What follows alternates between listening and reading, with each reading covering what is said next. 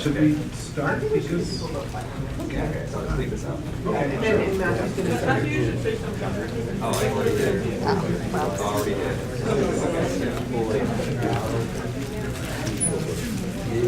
There are a few seats here and there. There's a seat there. There's seats on the side. If you got an empty chair next to you, raise your hand and wave it. There we go. Or you can get really comfy with the people on the couch here and just sit in a lap. Do you have a research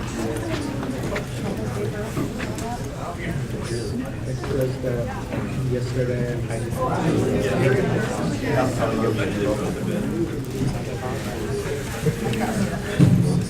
You seem like the same yeah.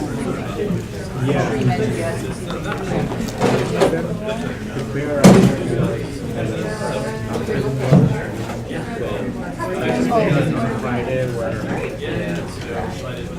No, sorry, I don't. It's more just asking. Because just draw your attention, especially if you just came in late, to the announcement.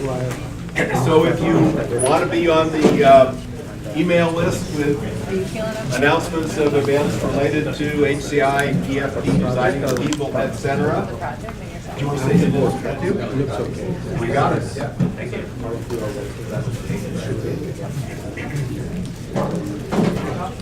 hopefully we're all gonna break. If you can't remember what it says, talk to Matthew. Yep. Have we flushed everybody out of the food room, Gary? Yeah, I think so. There we go. Okay. So it's my pleasure to welcome our speaker.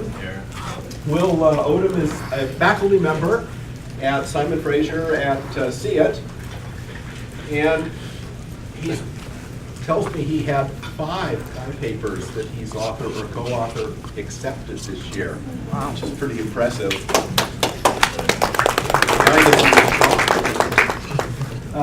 So Will did an undergrad at Indiana, did his doctorate at Carnegie Mellon. While he was doing his doctorate, he spent some time at Microsoft in Cambridge. He also had a Fulbright scholarship, worked in there somewhere where he was off doing things. For people not aware, Fulbright is pretty hard to get. It's a U.S. fellowship that lets you go abroad and do all sorts of interesting things. There's also the reverse where people come to the U.S. He started at SFU on a Banting fellowship as a postdoc. Those are also extremely hard to get. And now he's a faculty member there. And he'll be talking about some of the many, many things he does for his research. He gave a talk here a couple of years ago that some of you may have heard that talked about, I think, some different things. And here we're going to, I think we'll find out a lot about the role of design and research, and I guess the role of research and design and how those things interact and why everybody should do it. Will. Well, thank you very much. Yeah, I'm really excited to be here and to have so many people here. And so I know that different schedules people may have to leave, but one of the opportunities I really wanted to leverage this for is to open up for possible collaborations. Really excited. Come visit the School of Interactive Arts and Technology, and please get in touch if any of the work here appeals to you or you're interested in it. So I wanted to start out today talking a little bit and spend some time to kind of frame the motivation and kind of where the nature of the 2 main projects I'll be talking about is coming from, kind of in my research program. So we all know that we're living in this world today where people are able to kind of rapidly create and store and share archives of digital data at larger scales and really faster rates than ever before in human history. And this has opened up many great things, right? So the technologies that we have today that enable people to create these kind of vast collections of digital materials and digital data that capture their life experiences. Of course, this can be a very valuable resource for connecting with others, and also for remembering and reflecting on our own lives and social relationships. And so one thing that's really clear is that digital technology and interactive systems are increasingly mediating people's everyday practices of kind of capturing their life experiences and kind of reflecting on the past, thinking about the future. And it's really critical that we understand the shifting trend and kind of how it fits into how we become humans and continue to develop our identities. So in one aspect of my research, really kind of characterize these things, this kind of data, this information that people are accumulating as virtual possessions. And so I kind of use this term to characterize a few different things. And so when I use this term in this talk, I mean 3 different specific kinds of things. So we can think of virtual possessions as things that had kind of formerly like a material form. So things that are kind of very familiar, like books, music, photos, movies, and so on. We can also think about things that never traditionally had a material form. So you could say very large electronic message archives, or even things like social networking profiles. These kind of newer things that maybe don't have an exact analog within the material world. And lastly, we can also start to think about virtual possessions actually as metadata too. So this could be either created by humans or by machines. And so we can think about these things such as like comments that might appear on social networking sites, or things like simply metadata about the amount of time, say like a song has been played or listened to over the course of a person's life. And then other things that might be created either by a human or a machine, like photo tags that can be layered on top of images or other kinds of digital content. So within the social sciences and humanities, kind of outside of HCI and computer science, there's over 100 years of research that really has looked at how people form attachments to things. But little is really known about how these theories can be applied to understanding people's relationships and perceptions with their kind of growing amount of digital stuff.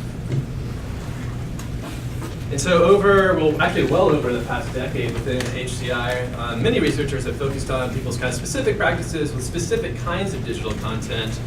And my work really emphasizes that these kinds of digital information and these kind of archives of digital data can be considered as this kind of broader class of a human artifact that's really worthy of investigation. But at the same time, this is really kind of complex because people experience virtual possessions in ways that can be quite different from material things. So over the past several years, I've conducted field research and kind of ethnographic or qualitative research at sites within North America, Asia, and Europe that are really just getting into investigating how people experience their virtual possessions in their everyday lives and the different kinds of tensions and opportunities that are emerging. And so in the context of this talk, I'm not going to really kind of get into the specifics of all of these different studies, but I do want to point out that this was quite a large kind of corpus of work. So it involved almost 200 participants across three large areas around the world, over 200 hours of recorded interviews. And so really, my longer term goal within this aspect of my research has been to surface a higher level set of qualities that help us kind of understand how people experience virtual possessions. So maybe not necessarily kind of the fundamental kind of computational qualities, but on the more user experience end. And so it comes down to kind of 3 different qualities that I'll just briefly summarize. So the first is kind of placeless or placelessness. So in simple terms, placelessness refers to how kind of virtual possessions can be accessed anywhere and be made present in multiple locations simultaneously, which is something that we could never do with material possessions, which are kind of so bound to place, the exact kind of physical place where they're held. And this is really great. It opens up many different kinds of opportunities, but at the same time, it can complicate people's kind of certainty over where a specific kind of digital possession lives, and actually who possesses it, kind of these fundamental things that we have with material stuff. Spacelessness refers to how virtual possessions often do not take up at least very much physical space within our everyday environments. And so this allows people to accumulate these vast amounts of personal data. And this is really great because we can possess these very rich, very in-depth and precise histories of our past. But also because virtual archives of data do not provide an accurate sense of scale, this can have very serious consequences for making sense of like the size and structure. So really even understanding like what's in the archive becomes very difficult. And so lastly, we can think of virtual possessions as being formless. So they can be kind of reproduced and remixed and remashed to fit different kinds of devices and applications, which is really great because it makes them very flexible and open to many different kinds of like uses and ways of re-envisioning them. But it can also complicate their kind of provenance or kind of their singular uniqueness that we would have with material things. And that can make it difficult to distinguish them from what a copy might be from like the original. So these kind of paradoxical qualities can make it kind of difficult to get a grasp on exactly what virtual possessions are and how they might become very valuable resources, or at least more valuable resources to people in the future. And so one of the points that I want to make with this talk, kind of a key point, is that metadata, so whether it's kind of human or machine constructed, offers some largely unexplored opportunities that might help us positively address some of the shortcomings that people experience with their virtual possessions, but maybe not without kind of complicating the value that they also offer. So one of the points I want to make is that this is not the only approach to do this. But current research is starting to indicate that it seems to be an overlooked one, and it's really important in general that we start to develop a diversity of design strategies and approaches to combating these kinds of issues. And so one of the reasons is that we're starting to see the kind of growing effects and tensions around people's personal digital archives. So we're starting to see that the effects of an inability to kind of manage this overwhelming amount of personal information that we're acquiring, and this leads to a diminished capacity for digital content to support reflection and meaning making, among many other different types of effects. Kind of in parallel to some of these growing tensions that we're seeing within human-computer interaction, recent research is really starting to highlight the need to design technologies that might express alternative or kind of different representations of digital data that might enable people's experiences to expand, as Elson and colleagues say, kind of move beyond an exclusive interest in performance and efficiency and rational analysis to open up maybe kind of more rich or unique ways of experiencing kind of open-ended experiences of curiosity and reflection and engagement. And so this is a really interesting proposal, and it builds on years and years worth of work. But when it comes down to actual kind of design examples of systems that demonstrate how this can be achieved, they're very, very sparse. There's a lot of kind of theoretical and conceptual speculation. The actual design examples are virtually non-existent today.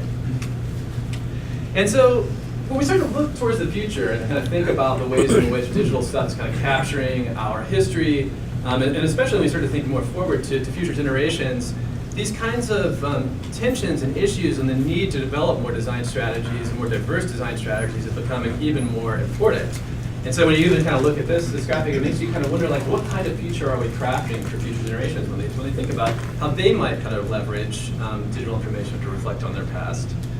And also in parallel to adopting this kind of longer term view of digital data, really over the last 15 years within HCI, there's been this growing concern around creating technologies that might have a longer term place potentially within our lives, or at least when we move into everyday life, it raises an issue or an imperative to design technologies that we might have a relationship with, one that might evolve over time. This is very, very complicated and hard to do, but it's a very interesting kind of parallel challenge that we're starting to see.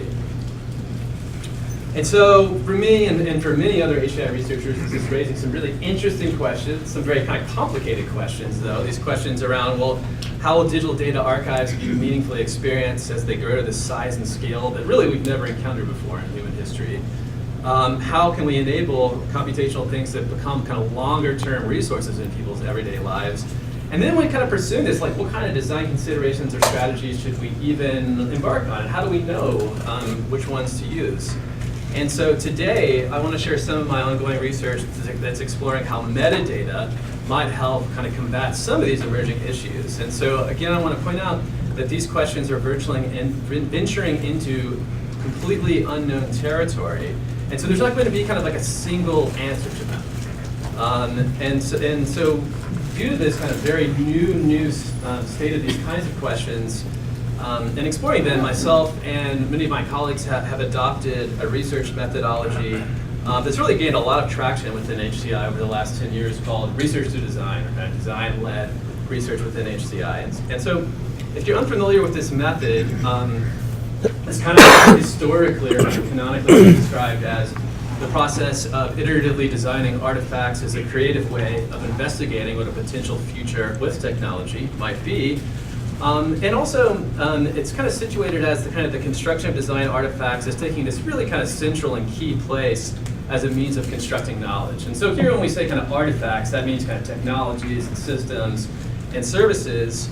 But what I really want to point out is not just about just systems design. So research to design is about taking broader kind of conceptual leaps into investigating possible futures with technology by making new kinds of kind of culturally or socially or critically relevant systems. And so specifically following from this second quote, the important part of research through design is about reflecting on design practice and developing kind of design exemplars. So by developing out a range of different systems within kind of a problem space or emerging area, we can then start to get a better sense of what might be a viable design strategy by looking at these artifacts together. So over the course of my work, these are examples of like 9 different research through design projects that in different ways have been exploring strategies for supporting kind of longer term engagements with personal data in everyday life. So for the purpose of this presentation, I just kind of focus on 2 projects. And so these projects, both in kind of related but different ways, are looking at how metadata might operate as this kind of longer term resource. And so I should mention that these are very kind of like new projects, and so they're just coming out at CHI 2018 in April, and this is really actually one of the first times I'm kind of presenting this work. And so within the context of this, I'm really just going to focus on the design of the things themselves and some of the lessons that we can take away from them. So the first project is called Holi. And I just want to give a little bit of background on where this project was coming from, because it actually builds on kind of a longer trajectory within my research program. So a prior work that I had done that was looking at how we might open up engagement with very large archives of personal data in everyday life was called the photo box. So the photo box was targeting specifically people's digital photo archives that may be thousands or tens of thousands or hundreds of thousands of photos. And so I won't go too much into this project, but I'm going to give you a few kind of points on what it was about. And so the photo box, in terms of the design, you can see kind of in this image on your right, is embodied within a chest. And so essentially it's a network technology that would occasionally print a randomly selected photo from its owner's online photo collection. So in this case it was Flickr, and typically owners would have tens of thousands of photos. So some of the kind of the design qualities here is that it actually did not require a user's attention really in order to operate. And also users could not really anticipate what it would print or when it would print. And so there was really kind of little control over it directly. So the main interaction with it was very minimal. It would really just kind of essentially consist of going up to the photo box, opening the chest, and there may be a 2x3 printed photo from your past kind of waiting for you. So it was very minimal interaction, but it had this very kind of slow and ongoing presence. So it was looking at kind of instantiating the digital photo collection more materially within people's everyday lives. So I fabricated 3 nearly identical photo boxes and put them into 3 homes within the Pittsburgh area for over 14 months. So quite a longer term longitudinal study, at least with HCI research. And so the findings across this study found that it was really effective at sustaining kind of value both on individual and social levels in terms of supporting experiences of reflection and anticipation, and this really just kind of ongoing way. And so it really suggested that there was some kind of viability to this approach in terms of thinking about how we might apply it into other contexts. And so the Holi project was in part motivated by this earlier work to explore how this approach might hold up when applied to a different kind of personal data and how metadata might play a more active supporting role, which it really didn't in this case. So the Holi project really explores our shifting relation to music. And so music is something that itself has to be experienced through time. And it used to be, or I guess still is to some extent, something that was not only consumed, that we lived with. And our relationship to these things changed over time. And so by virtue of it being embedded within our everyday lives and within our homes, not only could we directly just kind of consume it or play it, but we also it might lead to more kind of serendipitous encounters or experiences, and also just kind of more general kind of reflection over the course of our everyday lives.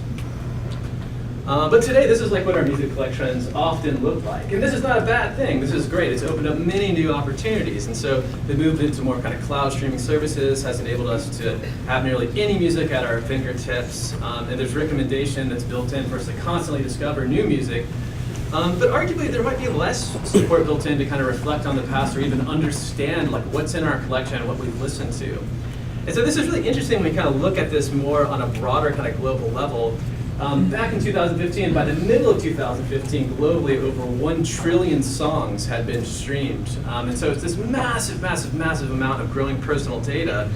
And what's really interesting is that it's really just generated by the virtue of our interactions with digital systems already. So just by interacting with something like Spotify, we already have extremely precise metadata histories of exactly what you listen to and when. But what's interesting is we no longer actually really possess this music. So we're kind of like, we lease it kind of from the company, and so this has changed how we might curate it and how we actually might live with it. But what's really interesting thing is that one of the things that we typically do own is the metadata histories of our listening experiences. And so one thing that's really interesting is that we actually have real access to extensive metadata archives. And so if you've ever heard of or are familiar with Lastfm, it's basically a service that just aggregates everything that you listen to in very precise histories across your different like computer, phone, any other devices across platforms. And so what's really interesting about this is that it's been in existence for over 16 years. So it's actually one of these like rare examples where we have this much more in-depth archive of what someone may have like listened to within their music collection over a very long period of time. And that presents a real rare opportunity where we can actually not just speculatively think about how materials like this might play a role in people's lives, but actually build systems to explore them. So within this case, I'm really interested in these questions around, well, how metadata might be leveraged as a material to enable people to valuably engage and live with this kind of massive archive of music that they've listened to in the past, and also how this might play a role in sustaining longer-term, more kind of ongoing experiences with computational systems in everyday life. So just as a reminder, these are some of the questions that are framing the next few projects I'll discuss. So the first project, Holi, is a network music player that's connected to its owner's kind of Lastfm account that randomly surfaces songs from its owner's past. And so this design project and kind of the process that went through it existed over a year and a half. And so over time, we really kind of dialed in some very precise qualities around the way in which it operates. So it surfaces songs about 8 times per week. And so I'll describe to you how it works. So when Holi surfaces a song, so essentially when it selects it, it enters into this pending state. So it doesn't immediately play the song. It just indicates that it's selected one that's tied to a very specific, precise listening history in the past. So it's not just the song, it's that specific time that you last listened to that song. And so when it selects the song, it enters into this pending state, and so this disk that's on the internal part will start to rotate. And so the speed of the rotation is tied to how deep into the past that specific song was listened to that's relative to today's date. So essentially, the longer, the deeper into the past you last listened to that song, the slower it's going to rotate. So I'll just give you kind of a quick example. So here, this is relatively slow. So that might mean that the song that is picked for you, again, it's not playing it yet, was maybe somewhere within your archive, maybe 4, 5, 6 years ago, depending on how old it is. Where this would be representative of a much kind of faster pace. This could be potentially like 3 weeks ago or something along that order. So again, it's not playing the song, it's just showing that it has selected one. So then in order to play the song, the user can then rotate the disk to trigger it to play. And so by like rotating the disk, it doesn't change any kind of the playback of the song, it just simply causes it to play then and play from the beginning if you decide to trigger it. So just some important kind of factors here. The disk will make a total of 224 total rotations. And so if that's a very recently listened to song, it will complete that amount of rotations in about 4 minutes. And then if the song has not been triggered, it will just abandon the song and then at another point in time, select a new one. But if it's a song that you've listened to quite a long time ago, it could take up to 10 minutes to make this total amount of rotations, which opens up a kind of a longer frequency to engage with.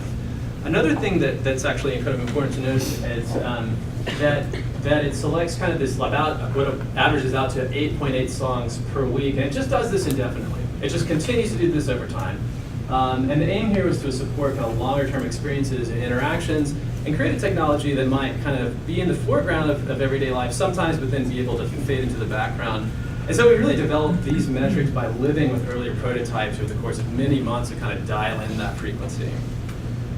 So here I'll kind of just give you a sense of how, like a scenario of how this works. And so I should mention that Holi is connected with another module that is Bluetooth or kind of direct line enabled for the playback. So you can easily put it into kind of any speaker system that you might have in your home.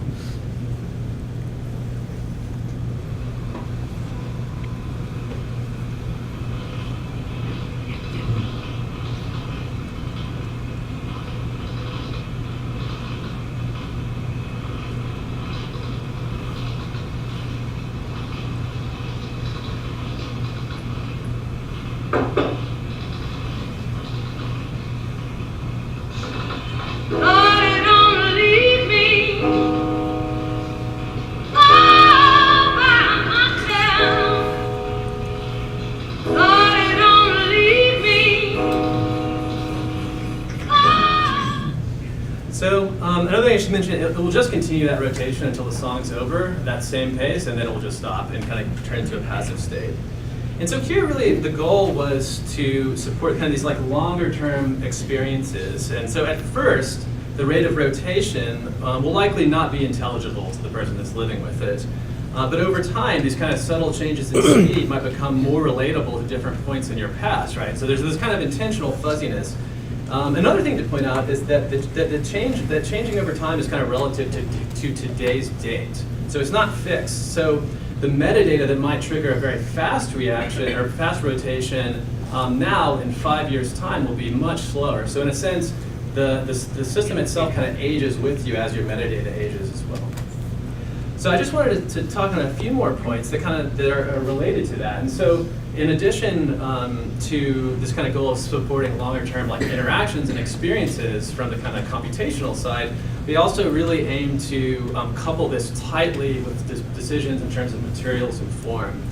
So what I want to demonstrate with these two photos is that Ollie is essentially kind of mirrored on both sides. So this means that design choice paired with this kind of teardrop form factor enables it to really operate and be situated in any kind of rotation. And so the rationale for that is that this would allow it to become more adaptable to any kind of domestic context that it might inhabit, whether it's situated on a bookshelf, on a mantle, as it kind of changes with people over time, and maybe even changes hands and kind of ownership over time. Similarly, it can be played both kind of standing up on any side, so it's fully operational and it's designed with a high degree of kind of quality and care and consideration.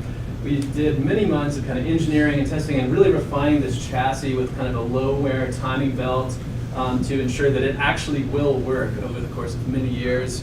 Also, in terms of the body itself, it's kind of reinforced with a chassis of 5mm aluminum plate that was water resistant, and then affixed to boat-grade veneer, which basically is very resistant to changes of temperature, humidity, and together it creates something that's very resistant to shock as well. And so we fabricated 3 kind of nearly identical Ollies that we've been deploying within households that have very large Lastfm accounts within Vancouver, so we're in like the 9th month of that deployment currently. But I just wanted to kind of reflect back on lessons, kind of learn some opportunities from looking at this design artifact and kind of this more design-led HCI approach. Because this was really venturing into some rather unknown territory and looking at how the opportunities of using this kind of metadata. And so one of the things that we can kind of find in critically reflecting on this case is that this temporal listening history metadata represented this kind of real interesting opportunity to support experiences that can evolve over time. And partially this was enabled by Ollie's kind of somewhat autonomous behavior. And so there's this kind of slow, intermediate pacing, but one that does change. And that hopefully becomes kind of more recognizable as you yourself become more attuned to it. So this was also tightly coupled with this kind of longer term experiential focus and key material and form design decisions to create this very holistic, kind of robust artifact that kind of embodied this notion of more of a temporal artifact. Also, in this case, the interaction was extremely minimal, and so that was very intentional because it aimed to create this almost like pre-interaction kind of reflective space where you might kind of contemplate like where and when the song that's pending might be within your life before directly engaging with it, which maybe is something that potentially we had with older media, or at least where we might have more serendipitous experiences when we actually live with the physical things. So now I want to move on to the next project because it can't be just this. Right? We have to have, there's also must be another opportunity for a more kind of interactive kind of possibilities. Yes. How obvious was it to people that they had to actually touch the rotating part of it at first? Because to me that's almost counterintuitive. Like I would never go up and touch a turntable record, right? Because then you screw up the needle or whatever. Like that's not the part to touch. Yeah. Well, it's kind of interesting because so it actually references direct drive turntables. So turntables that are not belt driven but have a direct drive kind of transmission that operating within them. You can actually very easily kind of influently touch them and kind of rotate them even like directly while moving. So actually, so one of the design inspirations comes from an older, it's like the 1216 dual direct drive turntable. So how intuitive was it? Not very intuitive. It's a very like odd looking artifact, at least one that doesn't directly reference any kind of known design signatures. But upon just like easily demonstrating it when we put it into participants' homes to deploy it, it was something that seemed quite natural. But you did demonstrate it. Like, is this the kind of thing that I wouldn't try because I'd worry I'd break it? Yeah. So we did. So when we deploy these kind of artifacts in people's homes, it's less like, let's see if they can figure it out. It was more kind of giving them a sense of like what, because they actually might have like a very personal relationship with it because it's directly manifesting their data. Right. And so yeah, over time that was a very natural thing. And then actually kind of the pairing of the movement of the song with like this kind of slower movement actually added quite a nice kind of aesthetic feature. Yeah. But definitely not intuitive. Yes. Yeah. And so. Speaking of non-intuitive, so I'm going to move into a different, kind of slightly more interactive approach to thinking about how we might leverage metadata, again, kind of music metadata in this case, to build out a portfolio of design artifacts so we can start to understand the design strategy better. So the Ollo Radio is a project that that it offers kind of a very different and more interactive approach to designing Lastfm music metadata, and so. I want to try to, so this is actually the first time I'm presenting this, so I want to try to like break this down to make this design accessible because it's a little, there's some intentional minimalism and vagueness to the design. And so I'll actually kind of unpack that as a part of it. So essentially the main part of the interaction with Ollo Radio happens here. So it uses an actuated linear slider that is actually both the input and the output for the device that's in combination with this knob that is directly adjacent to it that allows the user to toggle between 3 different time frame modes. So I'll kind of get into that a bit more. I'll just mention that the other cabinet, the smaller one, that's essentially just to turn Ollo Radio on and to adjust the volume. So that's the only thing that does. And whenever it's on, it's playing music. Always playing music. So the position of the slider is encoded to a very specific point in time in the user's past that's relative to the time frame mode. And I'll describe the time frame modes in one moment. Just the last point that I want to mention is that each metadata listening history has a very unique point position on the slider. And so I'll talk through now what the 3 different modes are. So you can think of these modes as very different ways of organizing the metadata, basically all the music that you've listened to on the back end. And so the first time frame mode is called year. So it organizes all of the listening metadata in a linear timeline, really just from the oldest, so when you first started listening to music, to the most recent. It's very simple. And so here this really creates a more easily recognizable, or relatively easily recognizable, timeline-like approach to exploring and listening to music from the future past. Yes. And the timestamp there is first time you listen? Not most recent time? It's everything. It's your entire collection. So it's essentially like every song that you've ever listened to. So it's not, so you could. So songs will be there multiple Oh yeah, times. certainly. That's all part of it. It's the entire thing. That's right. So month organizes the metadata based on the day and month that the specific song listening instance occurred, irrespective of the year. So on this side, it would be January 1st, and all the way on the right is December 31st. And so this might open up a more historical or maybe even kind of seasonal way of listening to music over the course of your lifetime. And so the last one is just called time. So time organizes the metadata from midnight to 11:59 p.m.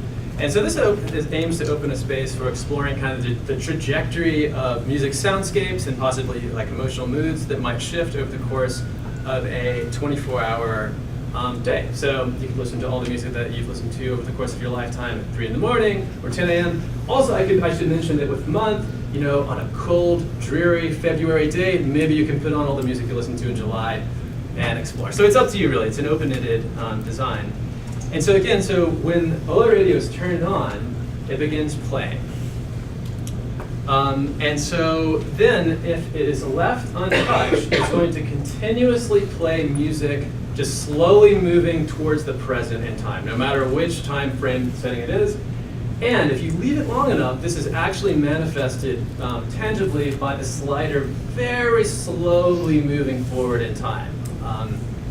And so if the slider is moved, so if you actually move it to a different location, that's when the music will kind of fade out. It will go to that new location, and then the music within that time frame mode will fade back in. And so then finally, if the user turns the time frame knob, the slider will move automatically to the precise position in which that metadata instance is located. So it still continues to play that specific song, but it moves the slider back to where it would be within this new kind of temporal organization. And so with that in mind, I'll show now like a video to help kind of demonstrate that a little bit more dynamically.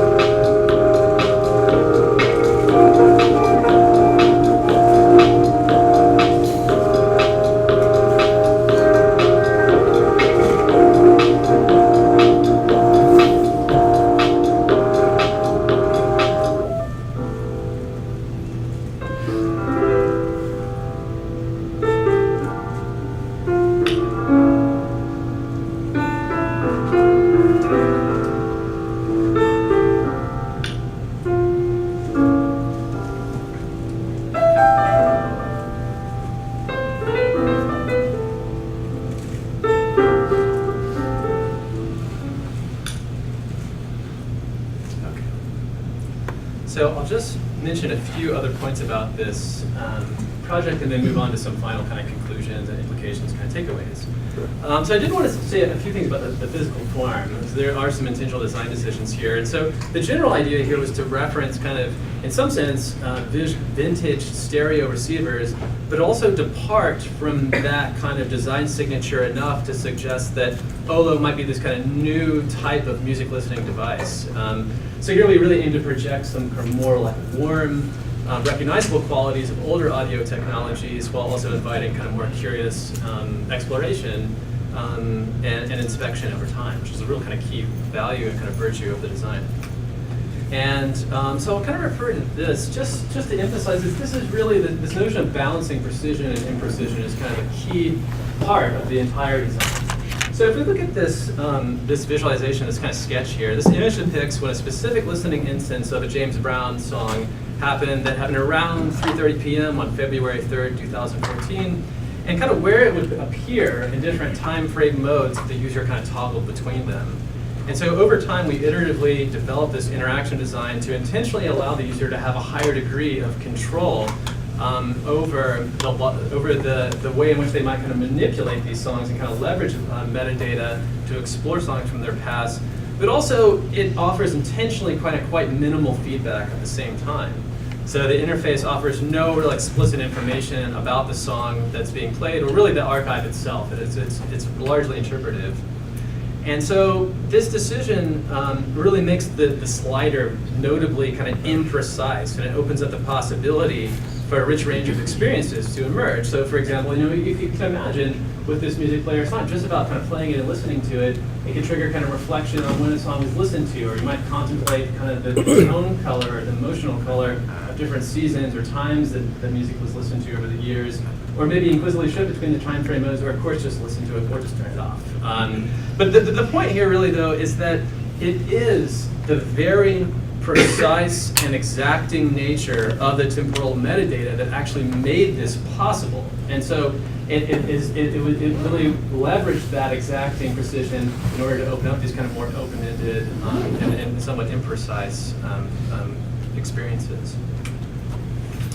So I know we're kind of starting to run out of time, and I just want to conclude with just a few ideas and kind of implications for future work, kind of looking at these different projects and thinking towards next steps. So kind of coming back to the start of the presentation, thinking about kind of placelessness and spacelessness and formlessness, and kind of the question of, well, how did metadata help actually address these issues? And so kind of reflecting on that, we can see that, albeit in different ways, Holi and Ollo Radio use metadata to instantiate kind of a sense of place for a user's networked, distributed, and growing archive of digital music in the home, but without kind of compromising its kind of placeless value. The fact that it is like network distributed, that we can use it anywhere, is actually what kind of contributes to the value to these archives in the first place. It also, both of these artifacts presented very different strategies for enabling users to kind of valuably engage with this kind of spacelessness, the vastness of these archives that they had. And really it was the expansive size of the archive that actually, again, contributed to the value of these experiences and kind of opened them up.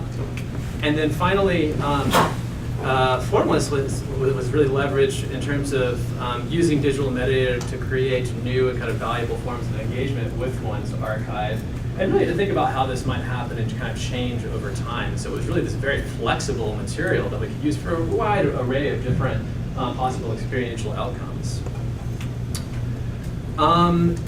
But that was admittedly a very crude process to figure out at the beginning when we were designing these systems. And so one of the things that in creating them, it really showed us was that there's a very strong need for creating tools for designers to work with metadata as a design material in the construction of new kind of computational interactive systems.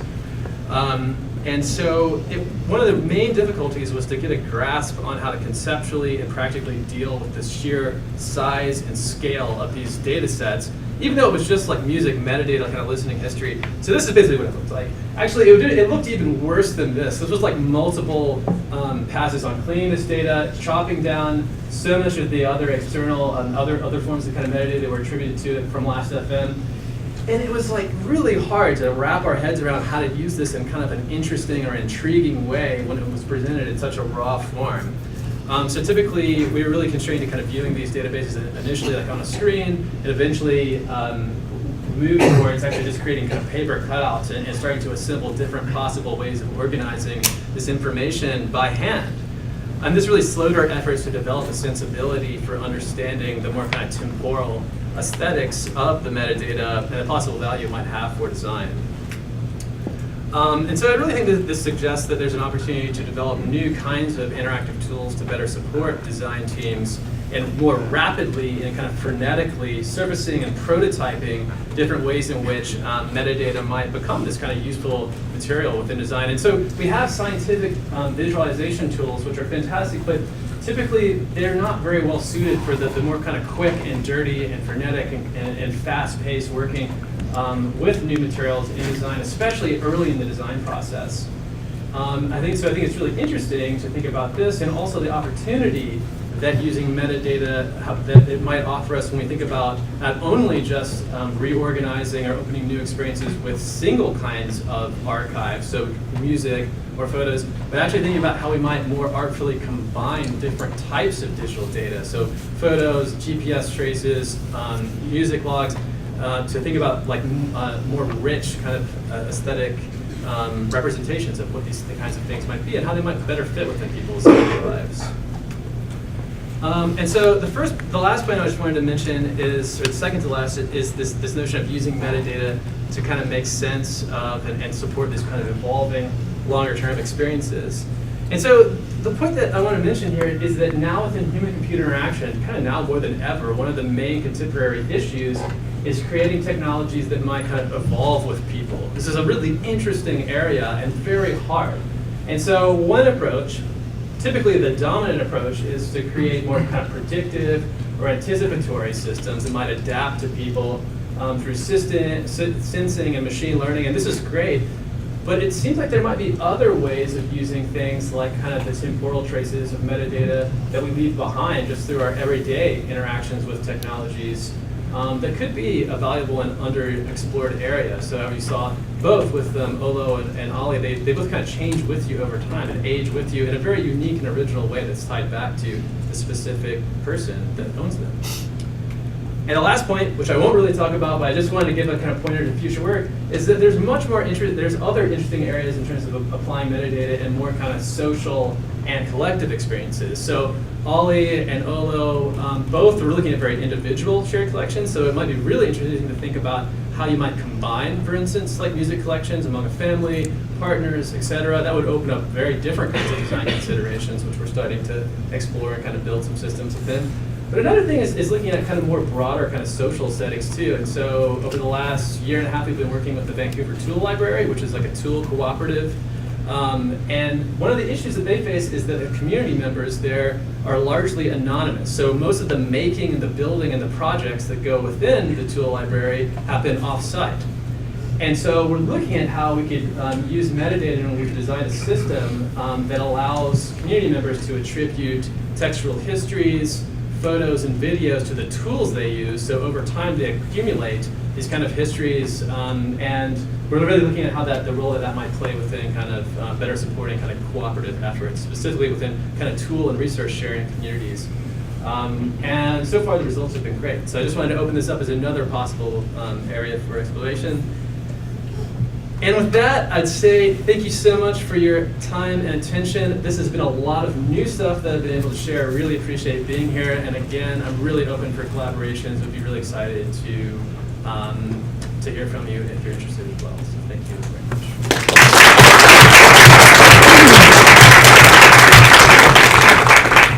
So we have lots of time for questions, and if people have other events to get to, feel free to leave in the middle.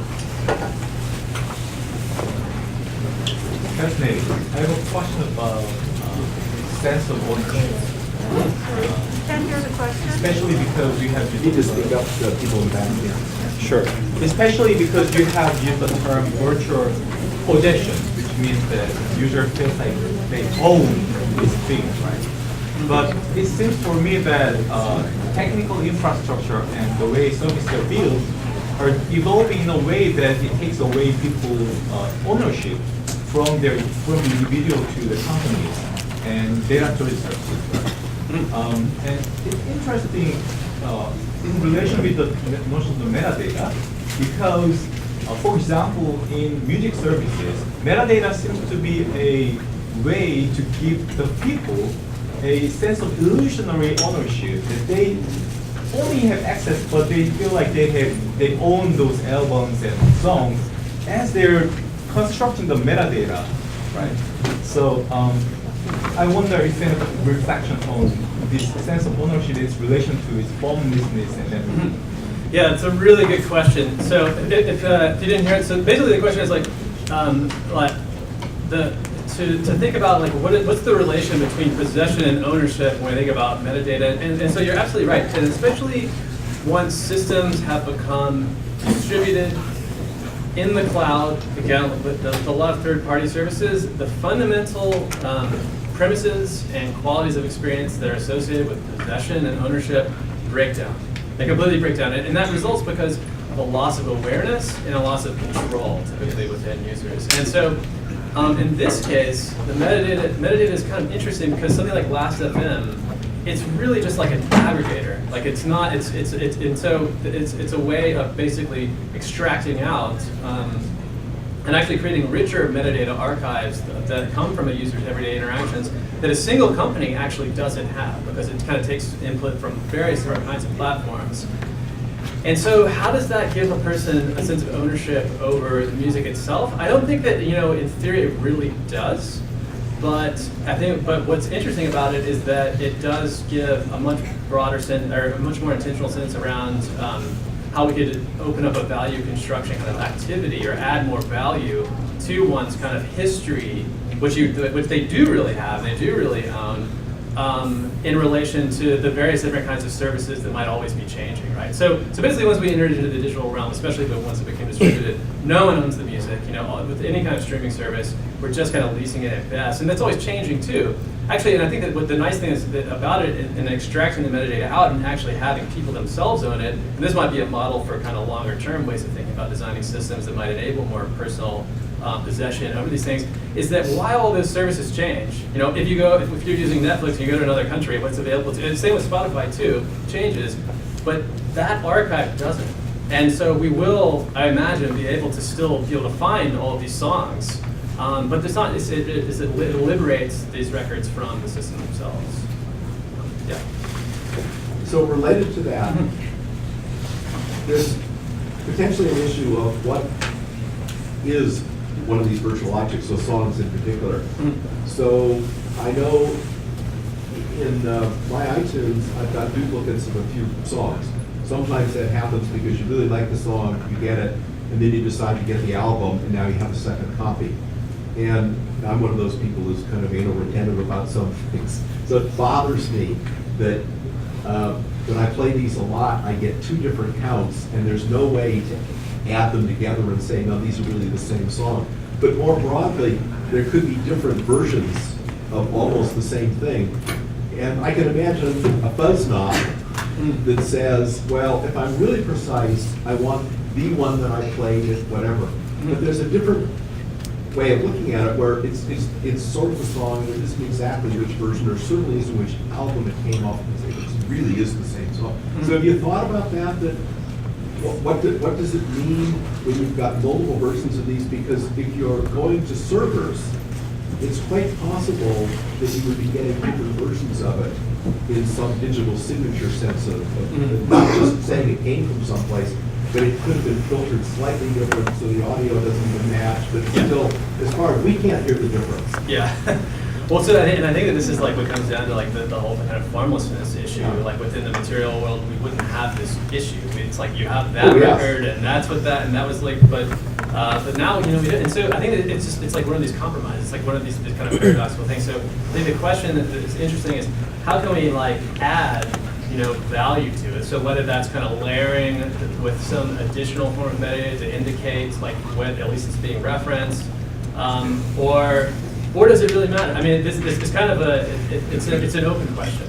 So I think that like the issue of like originality, signaling that, reproducibility, how it's being played back, are all issues that we don't really understand. Even with like just an interesting like side anecdote, even with Dropbox.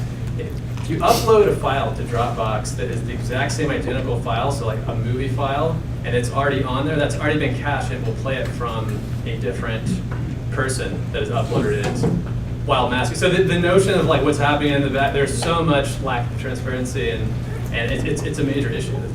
But I don't. There are incredible. I didn't know about that, but that means that if you know what you're doing, you would be able to see if someone has already seen it. It's a good way for looking for piracy. There's a DIS 2012 paper that really gets into that exact issue. Yeah. Expanding on Kelly's comments there. So how much of these issues be remedied if user control were like justice saying, oh, it's really a thing like this. So it's not in that category of like options. So it's more into so like I have more agency control over it. Yeah, it's just, but do you have a more concrete example? Like for example, just going back to the music thing, like, like by looking at the songs, they're the same songs, but because the pegs are really different, the system thinks it's a separate thing, or two separate things, but really they're the same. But the user could just like edit that somehow, to just remedy all this. Yeah. Well, I don't know if it would remedy all of it, but I think it's opening an interesting space. And I think that like there's a need in general for more like interactive tools involved in like metadata for end users. So maybe a different way of thinking about it in terms of like, is this song kind of like the original, or this is always a hard thing to do with the digital, but one thing that might be kind of interesting to think about, maybe in a different way, is like, well, is this song associated with something else that's personally related to me? So, could we like map this song to the specific time with events that with people that we're at, or like there's different ways that we could maybe stitch together other digital data or content that might make it more unique and kind of particular to me. Because I think that the original, within this is like, that's something that we're just not going to solve, and maybe over time that's not like as pressing. I mean, the closest thing I have to that is like sometimes I want to find like a note, like an know about someone, so I just use the search function on Google Drive. I just type in my friend's name, and that might do the trick, but not always, right?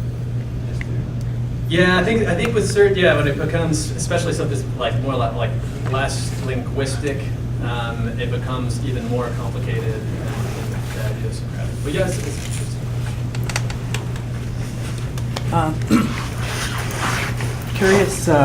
Curious what it feels like, and I wonder if you're looking into this at all. For me to listen to your Ollo Radio, or you to listen to my Ollo Radio at 11:30 at night or whatever it is.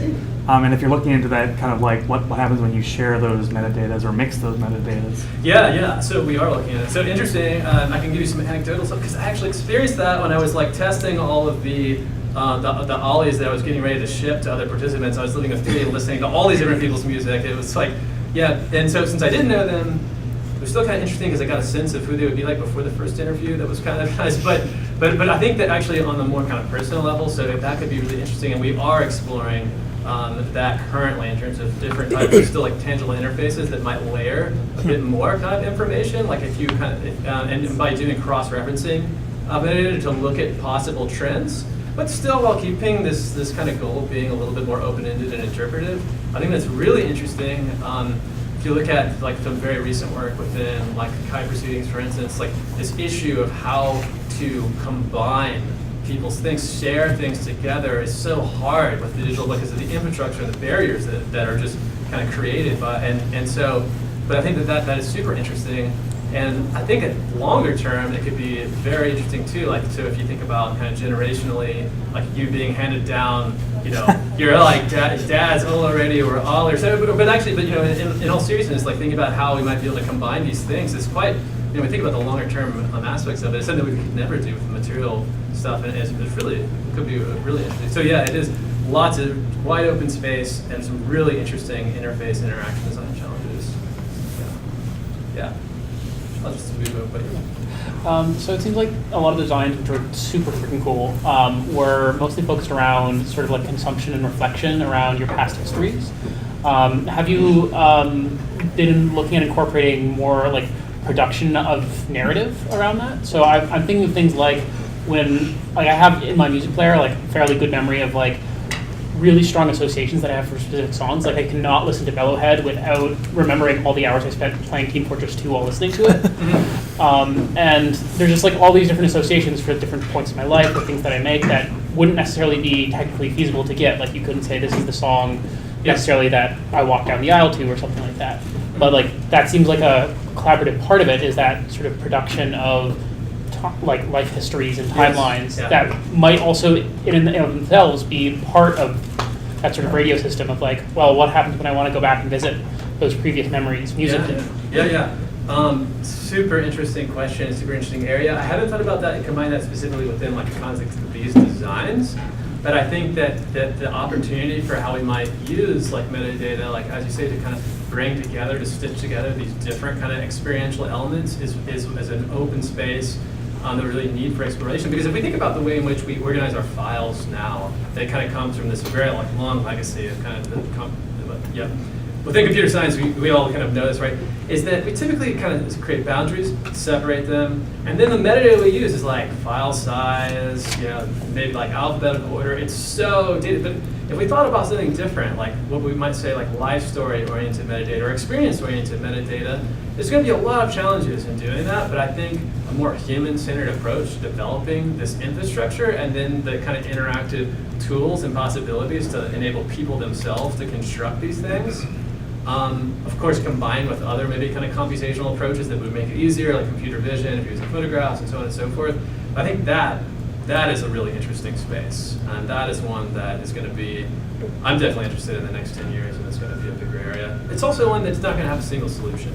I think that there is a trend to be very predictive, and we actually do need kind of predictive things or things that they kind of learn from us, but I think that we also always have to really, and this is like where HCI and design comes in, bring it back to people, because these processes that you're mentioning right now are so idiosyncratic, right? And like it's like that ability to put these different kinds of elements together has to have like a human at the center.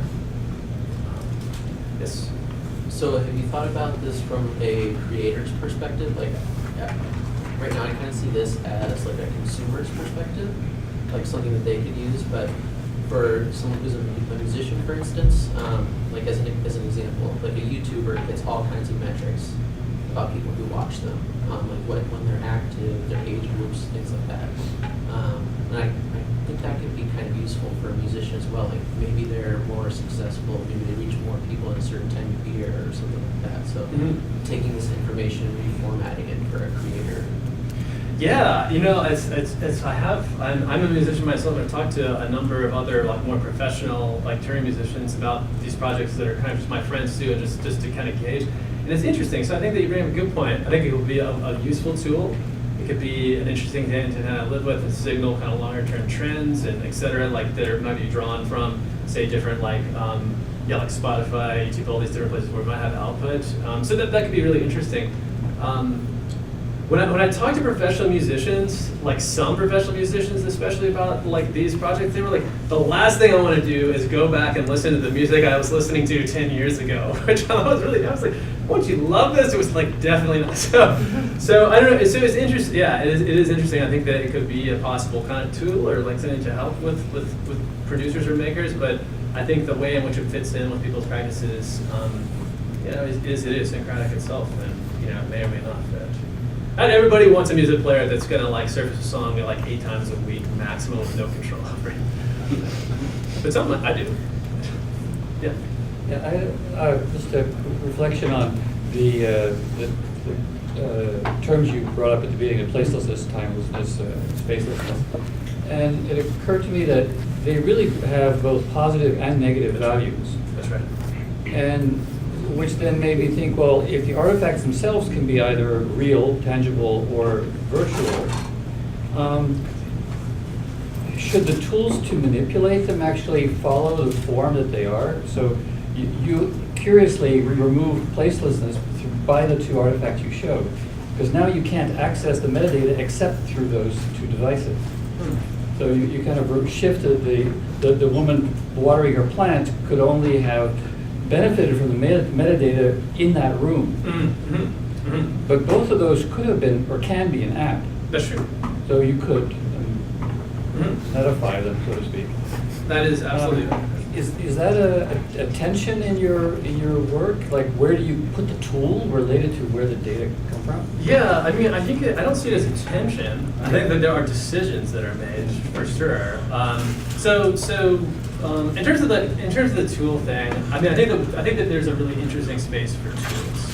I guess that like in metadata, self-exploration, etc. I think that that's a really interesting space that I'd like to explore.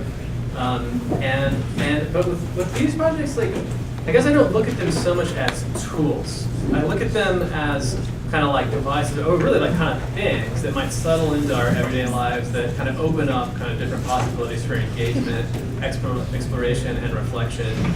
And so, yes, these could easily be apps. Actually, really easily, we can kind of render these different devices into apps.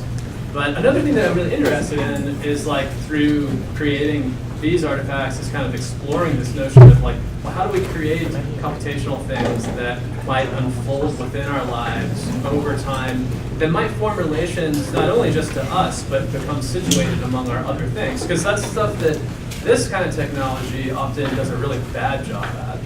And so I think within HCI design, we need approaches that also help expand the way in which we think about what ought to domestic technology be, how it might fit within our lives. And that kind of hints like some of the form factor decisions, especially within Holi, that kind of notion that it can kind of seamlessly kind of over time transition and be situated within different places. Yeah. I have a question about that methodology of self-exploration, because it seems that that's a huge part of the design in this process, right? And the contribution of your work, not only about the response of the user of your thing, right? So, given that you have 5 papers amazing accepted too high and great traces of publications, it seems that your approach of using self-exploration or autoethnography efforts as a part of contribution has been quite successful and well accepted to the high community, I think. then that either means that people in the company focuses and appreciate the value of those approaches, or you have done some other measure to compensate for other weaknesses of those, such as validity, for example, right? Yeah. So could you share? Yeah, sure. That's a really, really good question. So a couple things. So one, I think that so you have to think about kind of like the method and like the fit to the question, always, right? And so with these kind of, so both of these, a number of other kind of research or design projects I've done, they inherently have this kind of like longer term, maybe slower, kind of different pacing that actually takes time. Like part of the method of designing them requires like living with them, reflecting on that to dial in like the correct pacing. So like with Ollie, for instance, I thought it kind of poetically maybe it could surface a song like once a week. Found that was like way too minimal because then it just became actually such a piece of furniture. Like it was so kind of using those experiences as a point of rationale for how you arrived at a particular kind of pacing and some of the design decisions, I think kind of plays in with a particular genre or flavor of research or design. But typically the contribution of those works isn't really like the live-with experience. It helps build the rationale and the argument for how you got there, but it's really kind of the proposal and the kind of the more radical conceptual leap of the artifact, its design in relation to a number of outstanding unresolved issues within HCI and then articulating kind of how that helps contribute and helps push us forward. But within all of these projects, I'm built like batch producing and fabricating multiples to study with people over time. That at least helps to some extent, and that's another area of the research we're really interested in. But this is kind of where we're at with these projects today. Yeah. Is there one more? Any more questions? Hopefully quick questions, kind of related. The first is a bit of a more technical question. I'm wondering if you can say a bit about what tools you use to quantify and kind of draw conclusions from the user's interaction with devices like these. Is it entirely just you interview them and ask, or do you actually get metadata from the device? The user on average interacted for this long? Yeah, really good question. And a different presentation. Yeah, so basically I would have had a backup slide for you for that one. So yes. So for this, we have built an entire like IoT dashboard that basically we can, so we're not like collecting data specifically, it's just coming from the device itself, but so that way we're able to understand like when the song is ever kind of surfaced. Actually, we can even see all the algorithm underneath that's like basically determining that like the chances of success, failure, everything computationally under the hood, we're able to access remotely. So that's like when a song is played, what that is. We have all these logs. Interestingly, even though I have all these logs of the songs, I found that the users that are living with Ollie, they themselves are creating them too, and like annotating them just in written. So, but yes, that is part of it for sure. So the second question is kind of related to that. Yeah. And this would be a more long-term thing. I'm wondering if you're considering that by interacting with your metadata in this way, you're going to influence it moving forward. So giving someone a tool like this that lets them re-experience chunks of the past, like this has already happened to me. I'll skim through my Lastfm account and listen to a string of songs again, and then it shows up now in my Lastfm account.